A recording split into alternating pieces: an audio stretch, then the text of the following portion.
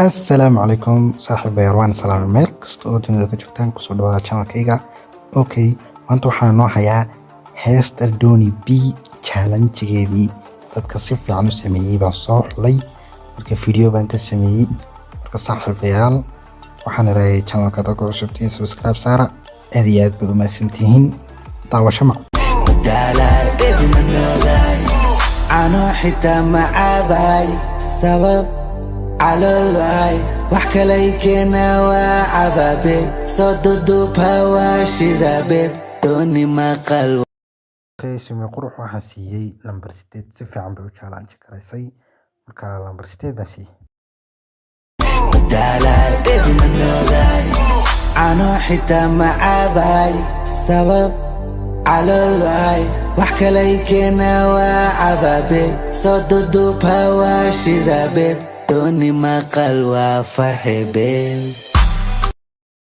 اوكي gabadhan kalena waxaa siiyay lambar 7 inkastoo ay challenge يعني dhaqdhaqaaq mayna sameynaynin balse laakiin iyadana lambar 7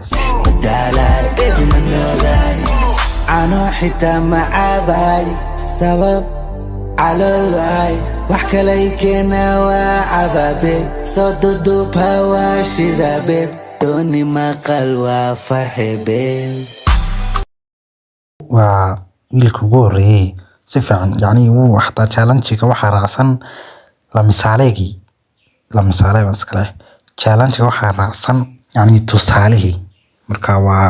lambar 6 baan siiyay perfect aad iyo aad buu fiicanta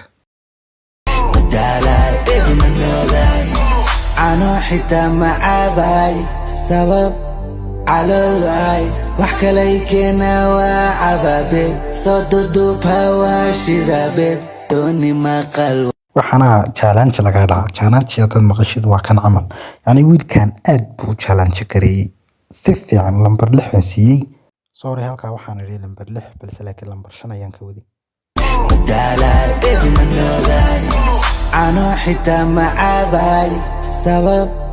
على الواي وحكى ليكنا وعذابي صددوا بهواشي ذابي دوني ما قلوا tiimkan waxa laga sheegay male lambar 4 waa good si fiican bay fiiriyo u duubeen lambar 4 way u qalmaan أنا حتى معاذاي سبب على الواي وحكى ليكنا وعذابي صددوا بهواشي ذابي دوني ما قلوا فرحي بيل lambar 3 gabadhaasaan siiyay si fiican bay heesta u lahaysatay أنا حتى معاذاي سبب على الواي وحكى ليكنا وعذابي صددوا بهواشي ذابي دوني ما قلوا فرحي بيل gabadhan challenge aad u taqaanaa lambar 2 baan siiyay aad iyo aad bay u fiican tahay أنا حتى معاذاي سبب على الواي وحكى ليكنا وعذابي صددوا بهواشي ذابي دوني ما قلوا فرحي بيل ugu dambeyntii ani ahaantayda fikradayda waxaan challenge-gan lambar 1 uga dhigay familkan aad iyo aad bayna ugu dadaaleen fiidiyogan yani waqti waa ku baxay marka waa fiidiyo laga soo shaqeeyay lambar 1 baan siiyay aad iyo aad baa mahadsantihiin